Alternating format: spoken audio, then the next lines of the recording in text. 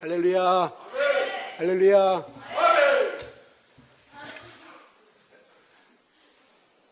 제가 김동기 집사님의 힘찬 아멘 때문에 힘을 얻습니다.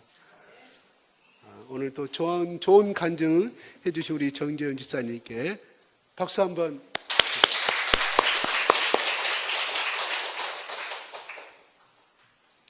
이 모든 것을 승현이가 보고 있었고 윤서가 보고 있었습니다. 저는 지울래야 지울 수가 없는 엄청난 사안교육을 그들에게 보여주고 있습니다. 정확히 기억해요. 우리 아들이 정확히 기억합니다. 공부는 참 못했습니다. 근데 자기 어릴 때 내가 잘못한 거 정확히 기억합니다. 저 아이들 두 아이가 나중에 커서 그때 아빠 마지막 날에 언제 했지? 그때 아빠의 이런 간증이 지금도 안 잊혀져. 그 말을 들을 때가 있을 거예요. 우리들은 오늘 재원 집사님이 저렇게 축복을 받았구나 하고 하나님의 은혜다고 우리는 잊어버려요. 지금 이 순간이 지나면 교회 밖에 지나가면 잊어버립니다. 왜냐하면 내일이 아니기 때문에. 내일이 아니기 때문에. 토모로 말고 내일이 아니기 때문에. 그러나 저 아이들은 정확하게 나중에 말할 거예요. 다는 기억하지 못하지만 아빠가 앞에 나가서 읽을 때, 말씀할 때 내가 이거 하나만 생각이 나, 이 단어 하나만은 생각이 나. 그게 그 아이의 일생을 살아가는 데 있어서 하나님 앞에 살아가는데 성경 말씀보다 앞서서는 안 되겠지만 그 아이가 어떤 순간적인 어떤 결정을 해야 될 때, 하나님 앞에 방황하게 될 때 그때 자기 아버지가 어떻게 했는가를 하나님의 성령께서 깨닫게 해주시고 보여주신다는 거예요. 그 아이에게 까마득하게 잊어버렸는데 이게 성령의 역사고 아버지의 하나님 앞에서 아버지가 자식들한테 보여줄 역사라 이 말이에요. 행동이라 이 말이에요. 오늘 여기 이렇게 추운데 오셔서 그래 이 시간에 제가 말씀을 전하면 얼마나 전하겠습니까? 얼마나 잘 전하겠습니까? 이 성경 말씀보다 더 잘 전할 수 있겠습니까? No. 그러나 이 시간에 여러분들이 여기서 설령 이 말씀을 듣고 잊어버렸다 할지라도 그러나 콩나물은 자라납니다. 시루에 저는 어릴 때 많이 했어요. 이야 아침은 물 부었냐? 점심 때 물 부었냐? 저녁 때 물 부었냐? 항상 내당번이었습니다. 마당에다가 시루 해가지고 또 떨어진 거, 그 다음에 위에다가 하얀 천 덮지 않아요? 콩속이 들어있잖아요. 계속 물 부어요. 계속 물 부어요. 물은 계속 흘러가지만 일주일에 2주일이나 맛있는 이 콩나물이 성장하여서 맛있는 식탁에 올라와서 맛있게 먹었던 거. 그래서 지금도 저는 콩나물국을 좋아합니다. 콩나물 국밥을 좋아합니다. 왜? 그때는 그냥 힘든 것이 아니었고 그냥 의뢰 내 당번이었구나 이렇게 하기 때문에 그냥 의뢰 거 그게 자라나면 신기했고 먹으면 맛있었고 우리 엄마가 또 그렇게 요리 솜씨가 좋았어요. 그래서 우리 오남매 그냥 아침이면 또 오남매 그냥 도시락 변또라고 해서 그때 변또도 지금까지 플라스틱이 아니라 다 찌그러진 알루미늄 생각나시죠?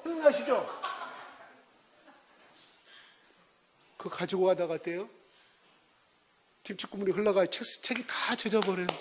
냄새 얼마나 많이 나던가요. 그래서 교실마다 초등학교 때 그때는 국민학교라고 했죠. 초등학교는 조개탄 난로 그 위에다가 물을 부어서 딱 얹혀놓으면 점심 때 모락모락 익으면 얼마나 맛있던지. 그죠? 근데 그때 당시에도요, 도시락 안 싸온 애들이 태반이었어요. 아주 태반이. 그리고 시골서 올라와서 자취하는 사람들. 그 애들은 뭐예요? 일개 분달에 12줄이에요. 몇 명이에요? 12줄이면? 12명이면? 12줄이 몇 명이에요? 24명인가요? 그죠? 5개 틀린가? 12명인가? 그래서 5개면 보통 60명, 70명 했거든요.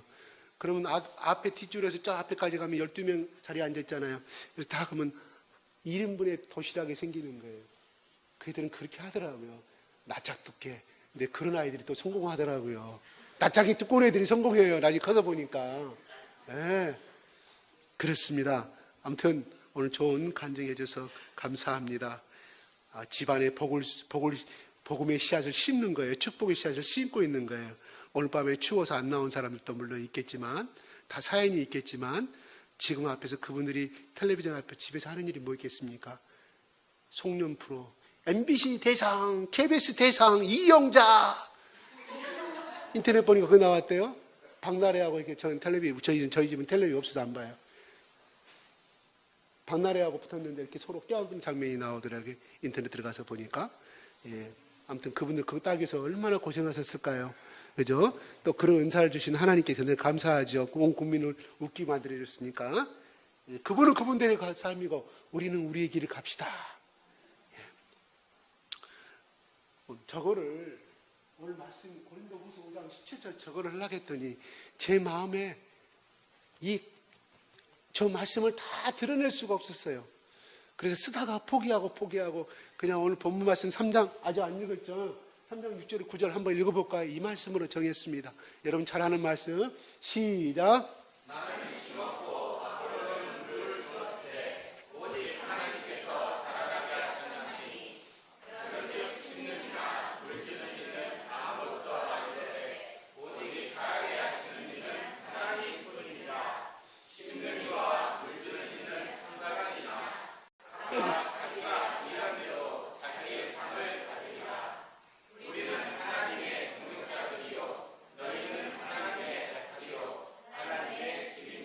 아멘. 네. 9절 한번 읽어볼까요? 시작. 우리는 하나님의 동역자이요 너희는 하나님의 같이요 하나님의 집이라. 와, 우리 보고 하나님의 동역자들이라고 말해요. 오늘 설교할 필요 없어요. 9절 말씀만 그대로 여러분 가운데 레마 가운데 인정하시면 오늘 성경 말씀 그냥 덮으시고 마지막 행사 그냥 나머지 행사하게요. 자, 하나님이 이 시간에 우리에게 말씀하시기를 너희들은 하나님의 동역자들이라고 말합니다. 두 번째는 너희는 하나님의 밭이라고 말해요. 밭. 세 번째는 너희는 하나님의 집이라고 말합니다. 너희는 하나님의 꼬붕이라고 말해도 좋은데 하나님의 저 말단의 문지기라고 해도 좋은데 하나님께서 우리를 하나님의 동역자라고 말하고 있습니다. 얼마나 영광스러운 말인가요? 누가요? 바울이요. 디모데에게 고린도 교회가 문제가 생기니까 고린도 사람들에게 편지를 성령에 감동받아서 쓴 편지 속에 디모데가 전달한 그 편지가 오늘날 2000년이 흘러서 우리가 이 말씀을 보고 있다는 거예요. 바울을 통해서 바울의 그 지정의 감정을 통해서 성령께서 고린도 교인들에게 고백한 말씀이에요. 바울이 이 손을 이용하여서 야 너희들아 내가 지금 이 바울이란 이 사도 바울을 통해서 너희들에게 지금 손을 빌어서 쓰고 있는데 고린도 교인들아 너희는 나의 동역자들이라고. 누가요? 하나님께서 성령을 통해서 말씀하고 있습니다. 성경 말씀은 언제라고요? 항상 현재형으로 읽으라고 그랬죠.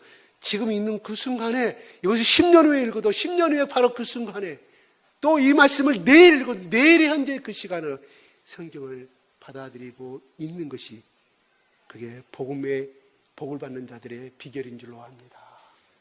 동역자 같은 일을 하는 사람이라 이 말이에요. 뭐 같은 일을 누구하고요? 하나님이 하시는 일이 뭐예요? 하나님이 하시는 일이 뭐예요? 인간을 향하여서 함께 하시고 복 주시기를 원하시고 애통한 자를 슬픔에 갇힌 자를 기쁨을 주기를 원하시고 가난한 자에게 가난의 그 저주를 벗기기를 원하시고 또한 허리가 아픈 자에게 건강에 안 좋은 자에게 건강 주시기를 원하시는 그게 하나님 일 아닙니까? 또한 그 영혼을 구원시키는 것 첫 번째 그것이 서두죠. 두 번째로 그 영혼의 구원을 통해서 하나님은 그 사람뿐만 아니라 그 가정에 마귀가 사로잡는 그 영을 물리치고 귀신이 사로잡는 그 영을 물리치고 하나님의 영이 충만한 가정으로 그래서 대다재성 타대로 유전병에 시달리고 가난에 찌든 그 가정을 하나님이 그 가난의 저주를 싹 물리쳐 주시고 말하는 말이야. 어느 날 갑자기 서서히 강명의 빛이 비치기 시작하자 아이고 저 집은 하나님 믿더만 아이고 저 집은 교회 다니더만은 복 받았어. 다 자식도 잘 되고 다 빚도 다 갚아버리고 잘 나가는 집안이 됐다고 동네방네 다 소문나죠. 특히 어디 계세요? 시골에서는 소문 다 나죠. 아파트에서는 소문 안 나요. 옆집에 무슨 소식이 났는지 모르기 때문에. 우리 동네, 그 집에 누구 아들 학교 수석했다네, 수석에 입학했다는, 수석 졸업했다는 소문 다 나기만. 하나님이 하시는 것을 우리는 많이 보게 됩니다. 우리가 부자 되기 위해서 하나님 믿는 것은 아니에요. 그죠?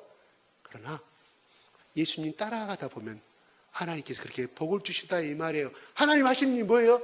바로 그 일을 하시는데 우리를 그렇게 화목제물로 세우셔서 피스메이커, 불화가 있는 곳에 화평을 만들고 우리의 현실에 가서 그 현장에 살면서 화목제물로 우리를 세우신다 이 말이에요.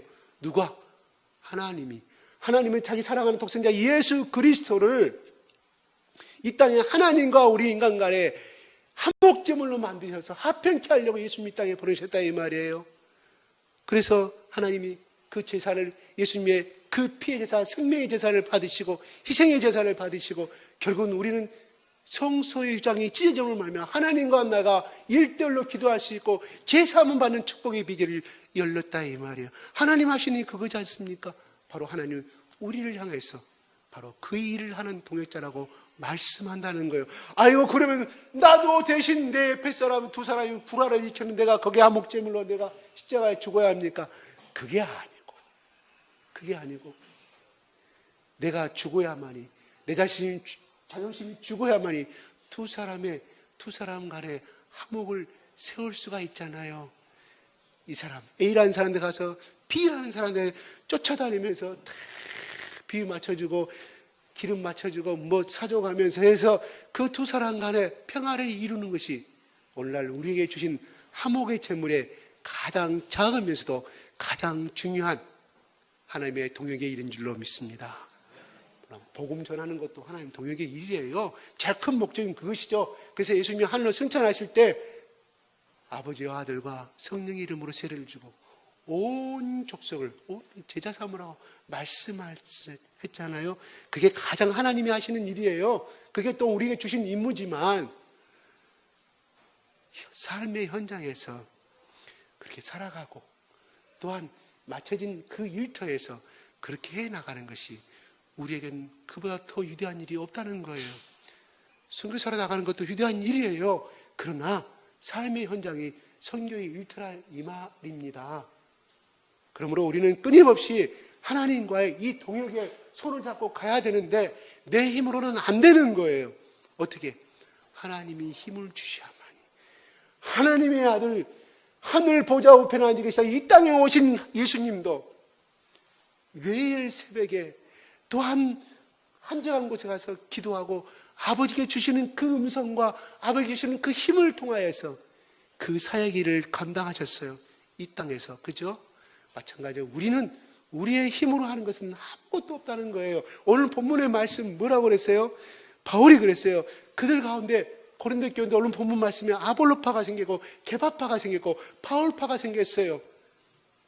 그래서 아볼로가 그러면 그들 앞에서 우상으로 똑똑한 사람으로 굴리면느냐, 바울이 그들 앞에 똑똑한 사람으로 굴리면냐, 그게 아니었어요.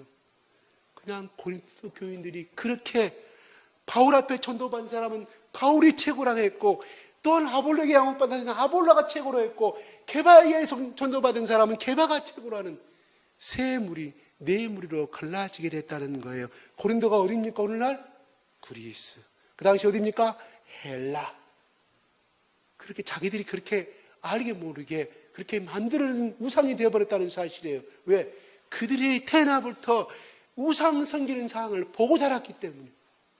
그들도 신앙 안에, 교회 안에서도 적당히 헬레니즘 문화를 바탕으로 하는 인간의 우상화가 되는, 그렇게, 그래서 교회가 화합되지 못하는 상황이 벌어졌고 분쟁이 벌어졌기 때문에 바울이 그거를 알고 디모데에게 밤새도록 기도하고 쓰고 쓴 편지가 고린도전서 1장, 고린도전서 전서, 그 다음에 후서란 말이에요. 몇 개월 만에 쓴 것이 아니라 오랜 동안 두 무릎을 꿇고 어찌하면 이 고린도 교인들을 하나님 앞에 올바르게 예수 그리스도의 복음이 최고라는 것, 예수님만이 너희들의 스승이고 예수님만이 너희의 우상이라는 것을, 너희들이 따라가야 할 것은 오직 예수란 말을 가르쳐주기 위해서 얼마나 심사숙고했겠냐 이 말이에요.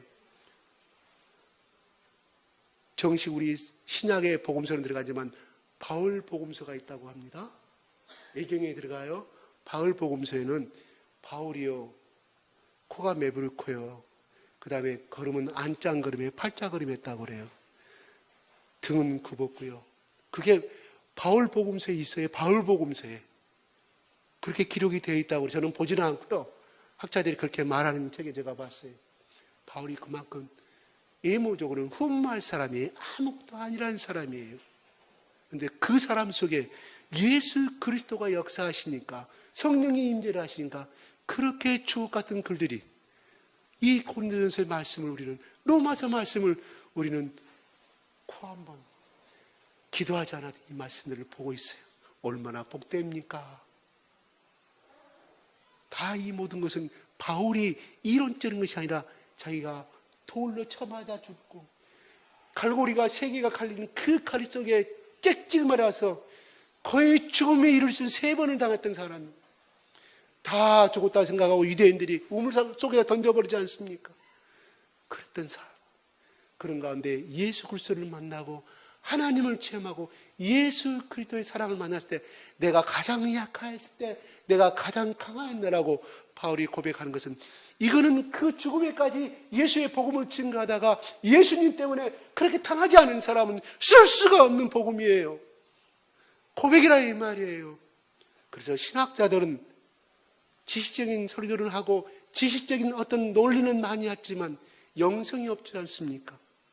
그러나 개척교를 담당하시고 그 하루 내가 그때 동역해줬던 도와줬던 그 박림동에 그 저 신안군 저 시골 비금동과 거기서 목회하다가 가지고 거기서 와서 박림동 그 시골에 박림파출소 들어가서 좀 지나가면 오른쪽에 2층에 새빵을 얻어가지고 거기 목사님 복음을 증거하는데 먹을 것이 있어요. 성도들이 다니면 5명밖에 안 되는데 그분들 내봐 11조 얼마나 되겠어. 그쪽 다 그때 당시 가난한 지방, 지금은 봉선동이가 다 엄청나게 막 5억 6억 봉선동이 얼마?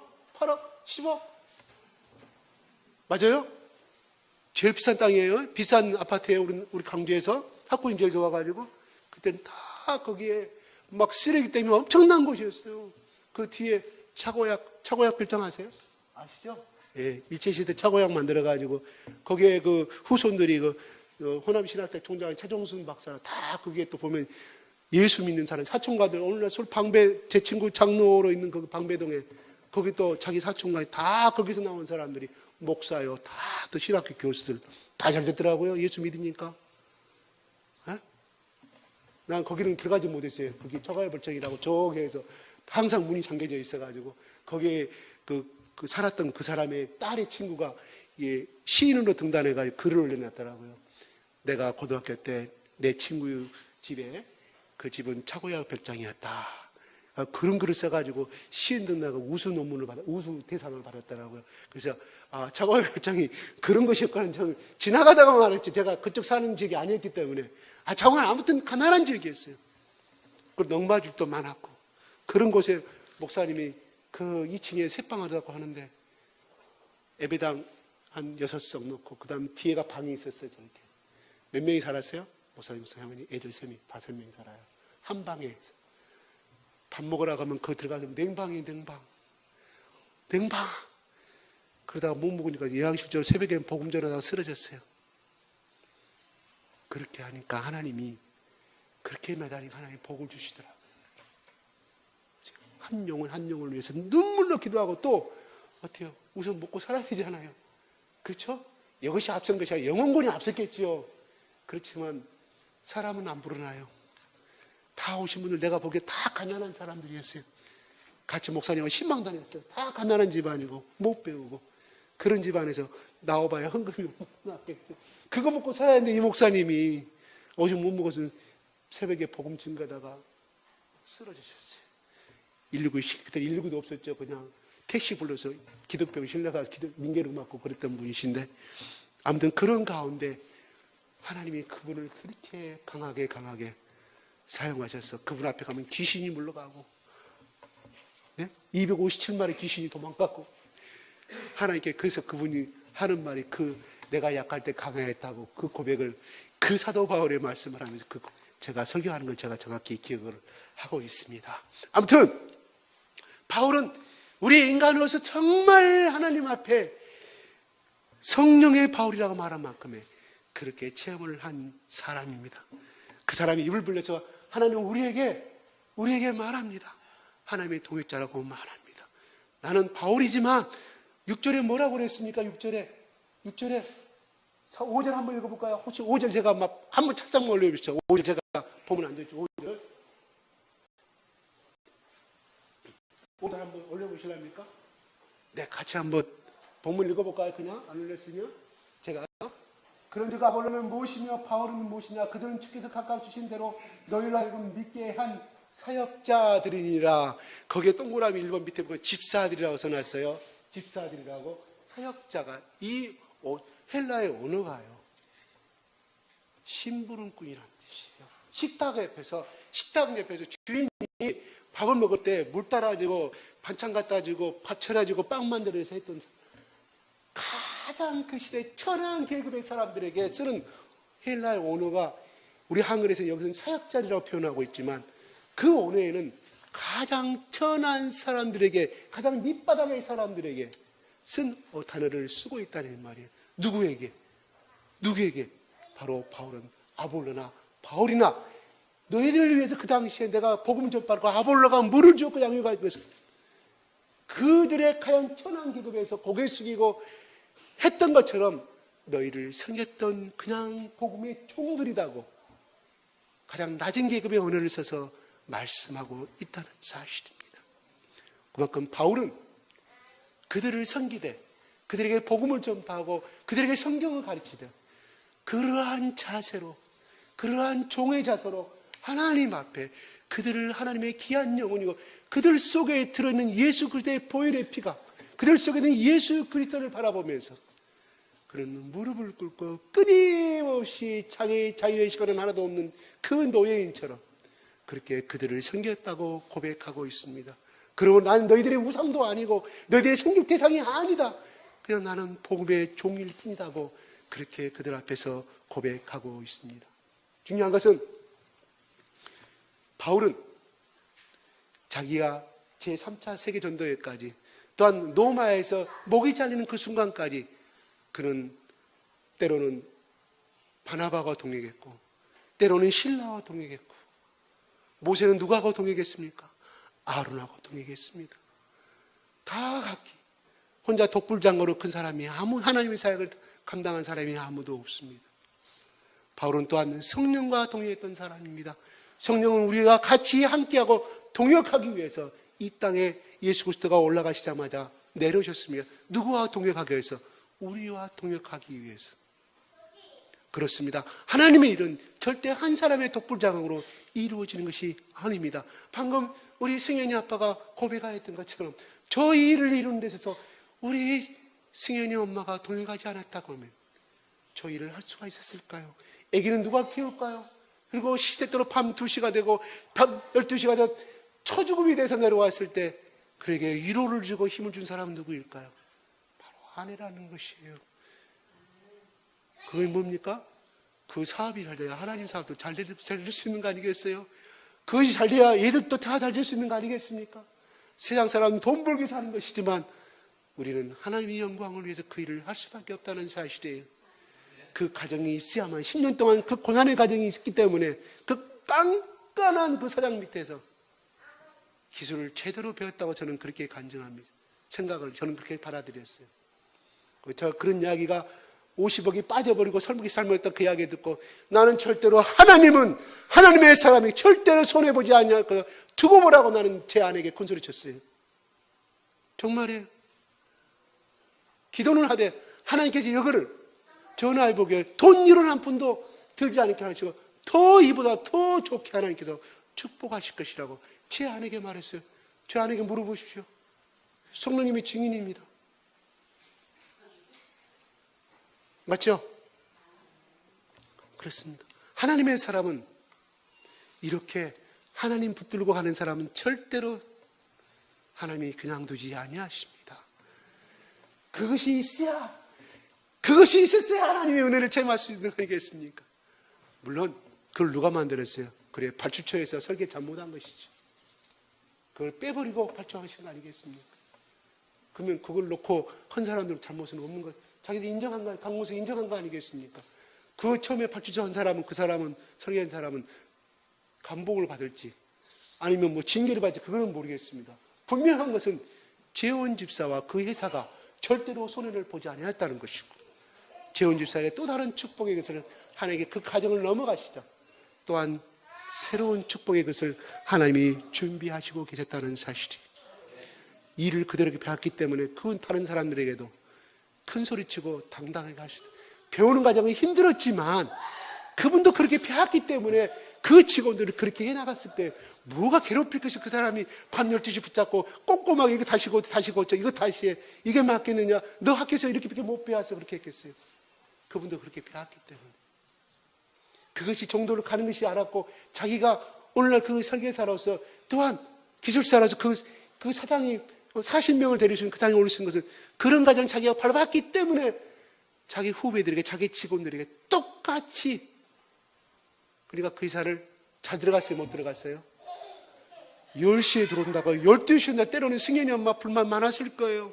아이고, 내 친구, 내 남편 지금 잘 나가고 있는데, 아이고, 우리 재원지사, 우리 승현이 남편은, 승현이 아빠는 왜 이렇게 늦게 와서 그것도 그렇게 떵떵거리게 내놓을 만큼 월급은 못 되는 걸로 생각이 들어갑니다. 고생한 만큼, 적다는 것이 아니라 고생한 만큼의 월급은 못 된다 이 말이에요.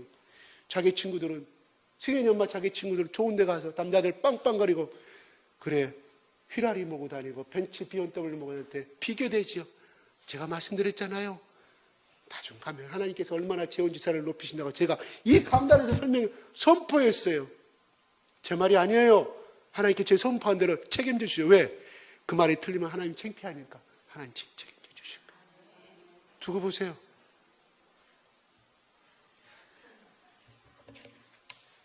그렇습니다. 아내의 동역이 있었기 때문에 그렇게 일을 해왔던 것이고, 동역의 역사는 많이 중요합니다. 그래서 하나님이 창세기 1장 28절에 명령하실 때 아담과 하와에게는, 아담에게만 생육하라 번성하가 온 땅을 다스리라고 말씀하지 않았어요. 누구에게? 그들에게, 아담과 하와에게. 하나님의 역사는 부부에게 똑같은 공동사명을 주셨어요. 남편만 그 일을 하라는 것이 아니라 똑같은, 물론 남자 하는 역할, 여자 역할은 분명히 역할 분담을 하신 것을 여러분 잘 알 줄 압니다. 그래서 갈라디아서 3장 28절에 이렇게 말합니다. 갈라디아서 3장 28절 시작. 너희는 유대인이나 헬라인이나 종이나 자유인이나 남자나 여자나 다 그리스도 예수 안에서 하나이니라. 예, 노예나 남자나 여자나 천한 사람 못난 사람 다 앞에서 그리스도 안에서 다 하나라고 말합니다. 또한 사도행전 2장 18절 혹시 제가 보내드립니다. 시작. 그때 내가 내 영을 내 남성과 여성들에게 부어주시니 그들이 예언할 것이요. 하나님이 성령을 부어주시는데 여자에게만, 남자에게 준다고 그랬어요? 남녀 모두에게 동일한 역사를 이루신다 이 말이에요. 왜 그럴까요? 같은 동역의 역사를 이루시기 위해서 하시는 거예요. 누구를 위해서? 하나님 나라가 이 땅에 세워지고 하나님의 영광이 선포되게 하기 위해서 하나님께 하신 역사라 이 말이에요.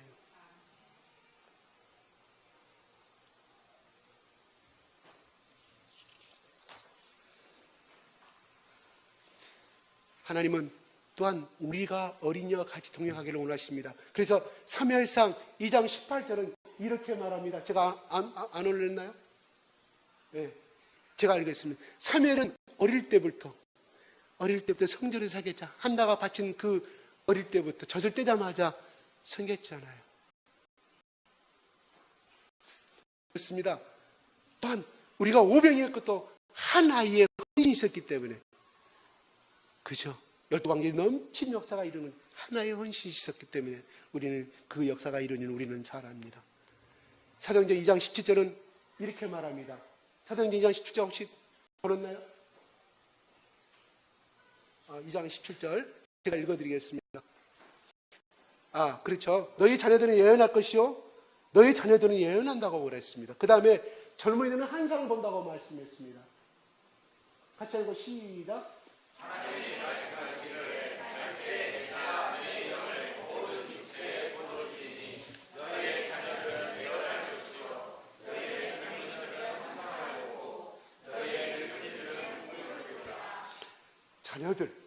자녀들은 말을 언어를 알아먹을 수 있는 자녀를 말하는 거예요. 그냥 80세 먹은 아들 50세 만에 나타나는 것이 아니라 진짜 그대로 어린 아이들. 그 다음에 뭐예요? 젊은이들. 젊은이들은 뭐예요? 청소년도 될 수 있고요.